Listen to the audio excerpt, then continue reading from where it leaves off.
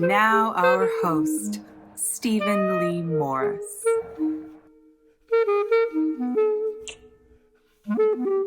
Debra Pasquerette has worked at the Wallace Center for the Performing Arts in that venue's education program for many years. She was recently named Director of Creative Aging Programs for the Wallace Center for the Performing Arts, and she is here to discuss what exactly she does with those programs. In the second part of this episode, we're joined by one of her students who participated in two of her programs through the creative aging programs of the Wallace Center for the Performing Arts. Debra Pasquerette, welcome to Animal Farm. Thank you, Stephen. I'm glad to be here. Among the tropes that we hear, and I'm hearing it with increasing frequency, is that ageism is the last bastion of acceptable bigotry in our culture, and this is international.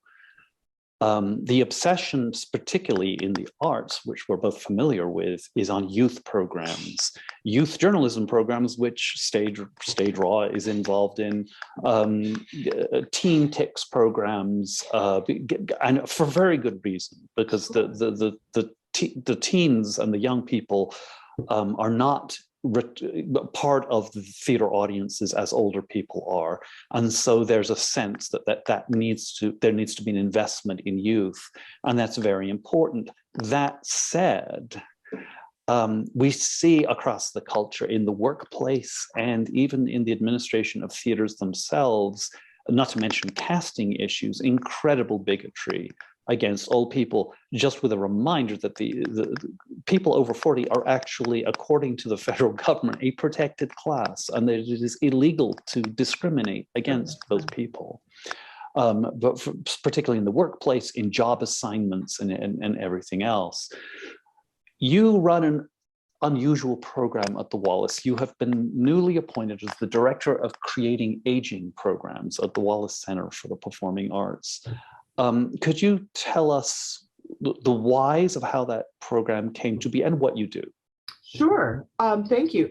So creative aging is a sort of a new term in arts education and in the arts world that talks about programming in the arts for older adults, and older adults, the definition that I'm using and that's used sort of under that umbrella is age 55 plus.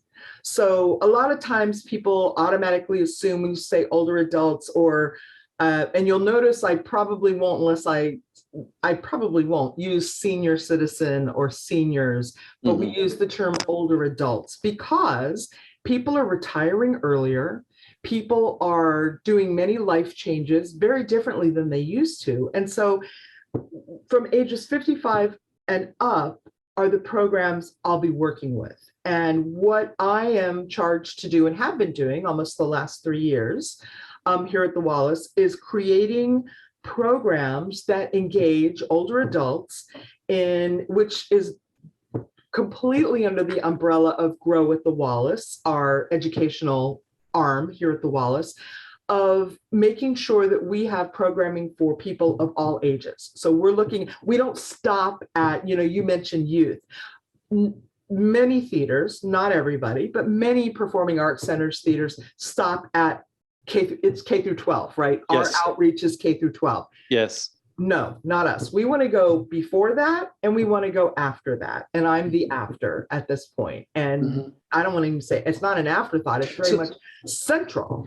So what is one of your programs, for instance? You have storytelling program. So what does that look like and how does that work? Sure. Right now, and I have to say that the National Guild for Community Arts Education had a grant program 3 years ago that they still have the program, but I applied for it 3 years ago to create a creative aging program. And I'll explain really quickly what that is, as opposed to many senior centers have like drop-in programs in the arts, like they'll have like guitar on Fridays, or they'll have a theater class that you can drop in. Creative aging programs are 10 to 12 week programs. It's not just a simple drop-in. So it's intensive. It's intensive. It's intensive, and you're learning an art form. And part of the recipe for it is that there's a culminating performance or event at the end of it. So we're building in, many things. It's not just learning the art form, but central to what it is also creating community and creating, especially in what I'm doing here at the Wallace, is creating connection to the Wallace, to all we're doing with people that are coming through this program. So the program that I initiated and I locked, it's funny because I feel like I locked myself in the office like I was in grad school preparing this grant proposal, because it was one of those grant proposals, and people watching this may be very familiar if we're in nonprofits, grants and what's expected. It wasn't like, oh, you have to come up with a 12-week program and outline it. It was every single day of the 12-week program. So it was very intensive. Only 10 people, 10 organizations throughout the country got the grant. It was a small grant, but I was one of the 10 that got it. And my proposal was to create a program called Staged Stories, which would really focus on memoir, narrative, personal narrative, and really teaching or inspiring people to start to put their stories down, and not just put them down, but to share them. Mm-hmm. And so it's a curriculum I developed. It has very specific things that go along the 12 weeks. And the final day of the program is a performance that friends and family are invited to. And so that's how it started. The first time we put it up, we just put it up on the website. We had not even done a lot of outreach or anything. And of course, I was terrified. I'm like, nobody's going to sign up. You never know. You get all these great ideas. You get You get a tiny bit of money, and you're like, and it's something I've always been interested in, and something I feel like I have I think one of my core talents is really working with people and telling their stories. And so not only did it sell out, I actually went to our education director at the time and said, it's already sold out. Can I add a second session? What's it going to cost? What's it going to cost us? I'll do it. I'll do it for free. I'm already here. It's not for free. It's part of my job. So yeah, sure. So we did that. So then we started with 2 classes. We now have 6. And what happened was the first group went through. It was one of the most amazing experiences.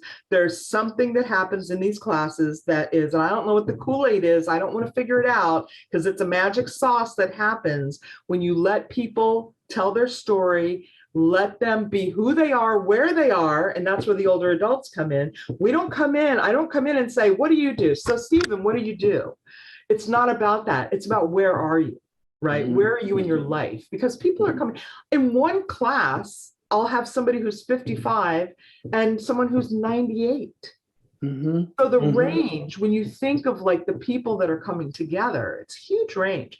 And so, anyway, just back to the programming.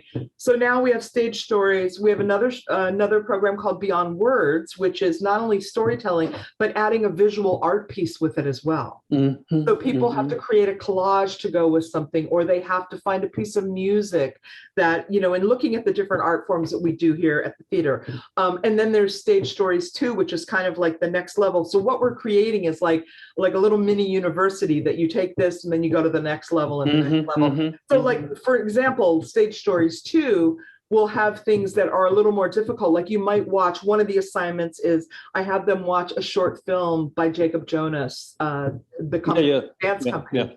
And they have to respond to it. Not give me a summary, which people try to do, but to respond to it and connect with it in some way and write a personal narrative about it. And it is mind-blowing, the stuff that people are writing. So those are the classes right now. But with this new position, which started June 1st, we are now going to massively expand what we're offering to not just be storytelling. There will probably be theater classes added. I'm hoping dance. I'm hoping music. I'm hoping and also events, so that we are engaging older adults in active education, ongoing education, and also creating a cadre of people who are very connected to what we do here at the theater.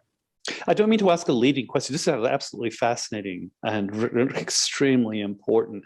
But when you're talking about youth programs, it's often targeted at what they call, marginal communities and people who are left behind. And that often forgets the idea that old people are often left behind after they have made massive contributions and they're dismissed. I would just like to close with a question about, within your classes and beyond it, what has been your experience of either age discrimination or ageism?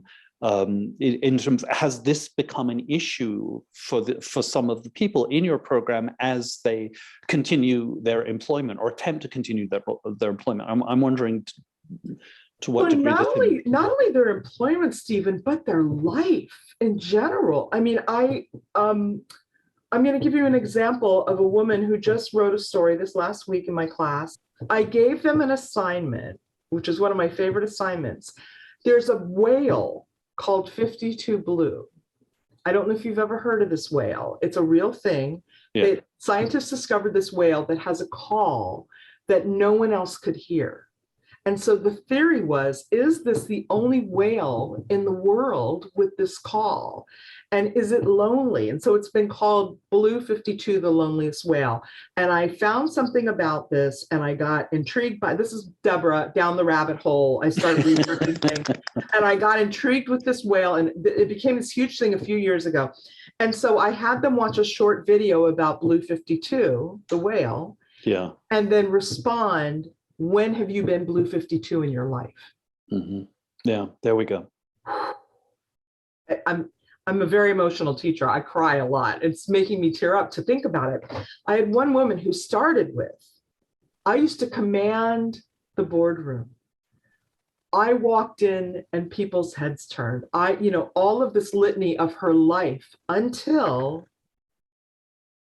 retirement.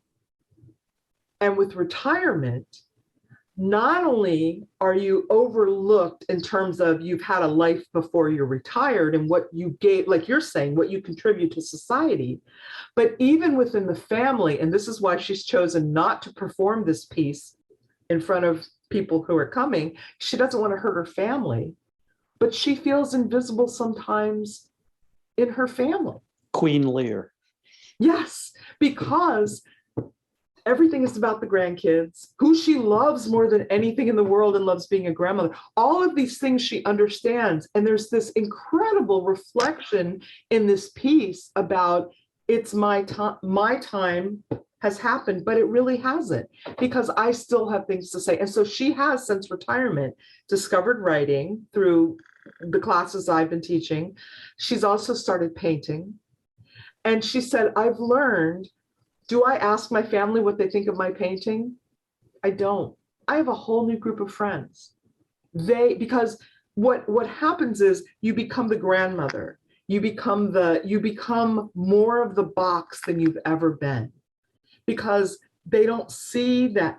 That's all that's seen. And also, as you know, early 30s, whatever, young families, people are doing so many things. It is their time to shine, but it can be, and I love talking about the and space.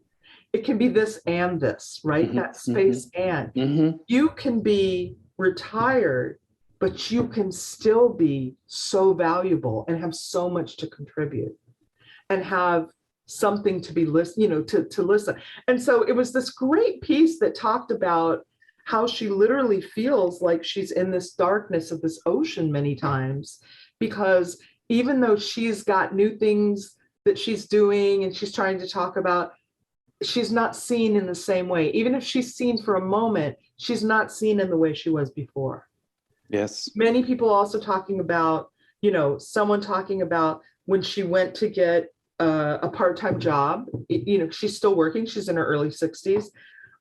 They said if she dyed her hair, they would consider hiring her because her hair was too gray and she looked too old.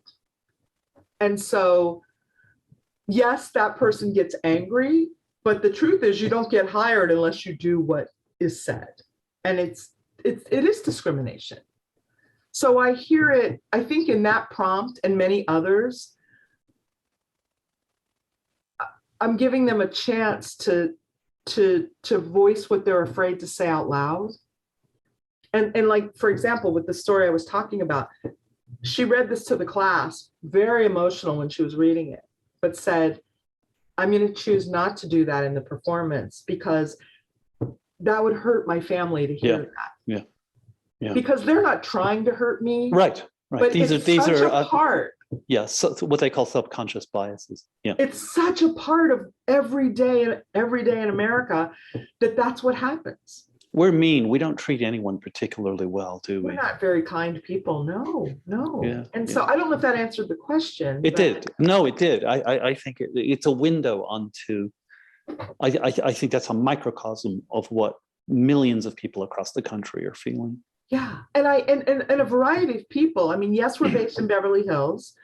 We're doing some classes in person, but we're still doing things on Zoom because during the pandemic, we had to quickly, I mean, within a week, turn everything to Zoom like the rest of the world. Not a big story anymore. But we have so many people, like right now, I have people in my classes from Canada, New York, New Jersey, South Africa. I mean, people are Zooming in and they create a community with each other, which is amazing. And so we have made a commitment at the Wallace to continue with some of the classes being virtual so that we can address that. And also thinking about ageism, not everybody wants, I mean, if you live in South Pasadena or you live where you do, Stephen, you don't want to drive. It's difficult to drive.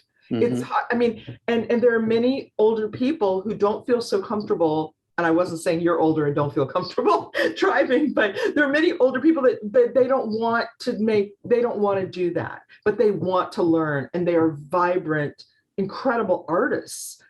And this gives them a chance. And so then the virtual performance is shared. We invite the public to see that. And then with the onset of the new position, we are now building into our season. We already have 2, I'm hoping 3 to 4 times a year on our main stages, there will be a performance of people from the classes. And we're also doing things like an intensive summer day camp where we're going to just kind of do a whole arts day camp for 3 days. And people are so excited. They want to spend the night, which I will not agree to. But the community they're so excited that they're being listened to and that they're also, it's difficult to make friends. Yeah. Isolation is one of the biggest problems of aging. And this also provides an opportunity. And weirdly, also of youth. And that's the conundrum. Yes. Debra Pasquerette, thank you so much for joining us. Thank you, Stephen. Thank you. Anytime. Lucie Papia is a performer and a painter who participated in 2 of Debra's programs through the creative aging programs of the Wallace Center for the Performing Arts. Lucie Papia, welcome to Animal Farm. Steve, it's nice to be here. Thank you for asking me.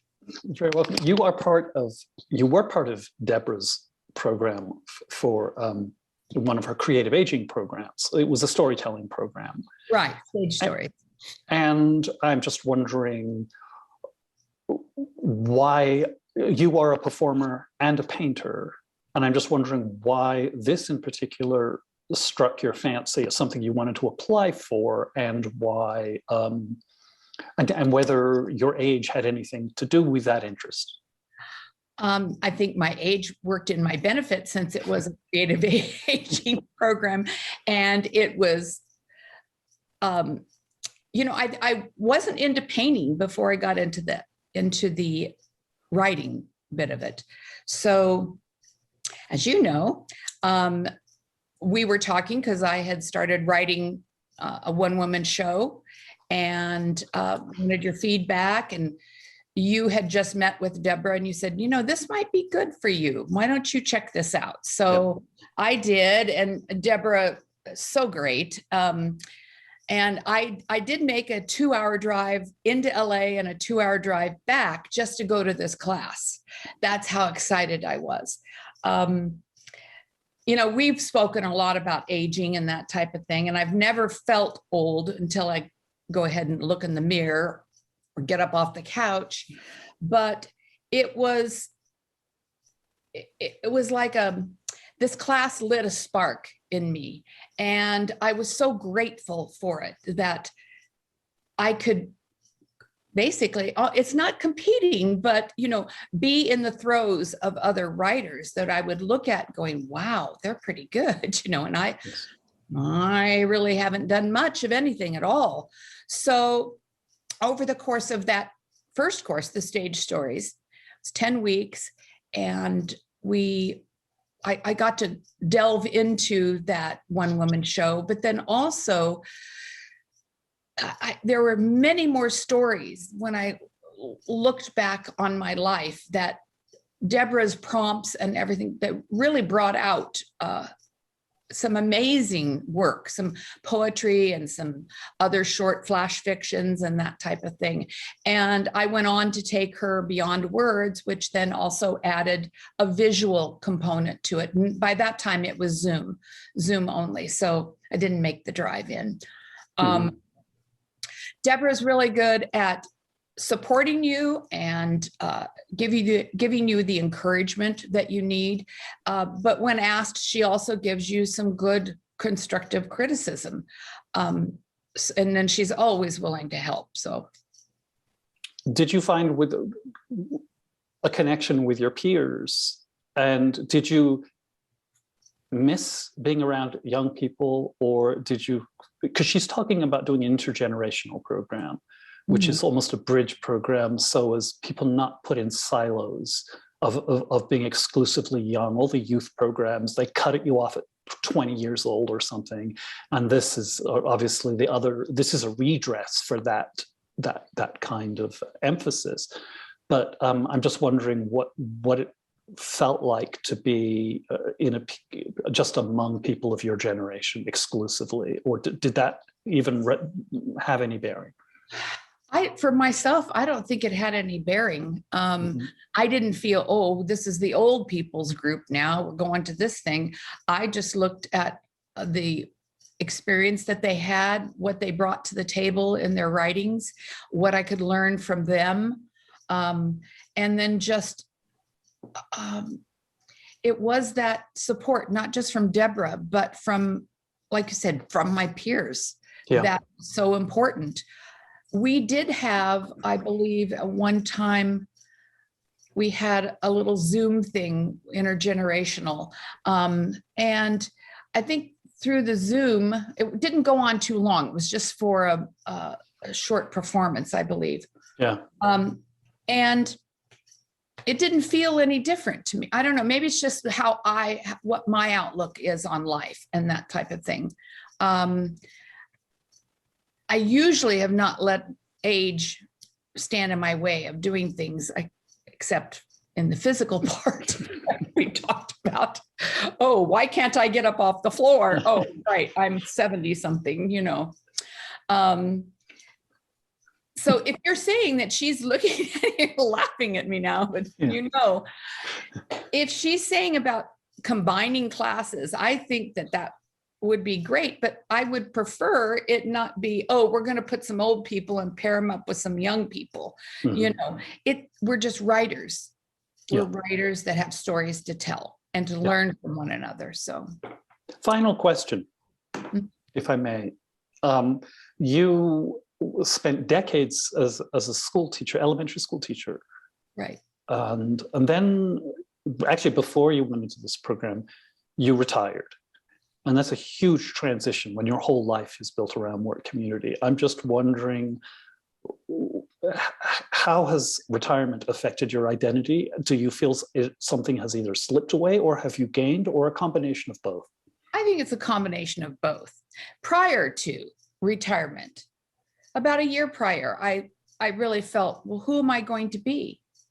Who am I? If my kids are grown, so I'm still a mother, but my kids are grown. I still have my husband, but I've been a teacher for 24 years. So what am I now? And I think just everything came very quickly, you know, running across that writing and getting excited about really my first love, which would be the arts, whether it be performing or writing or painting. It gives me so much pleasure. And, I'm so excited about it that I don't think after retirement, it just was really great to have so much more time to really pursue these things and not be bound by, because I put 80 hours a week in teaching. So there was no time for anything else. And that might've been a hiding factor on my part as well. But I'm now out in the open with all my art. Lovely. Lucie, Papia, thank you so much for joining us. Welcome. Thanks, Steve.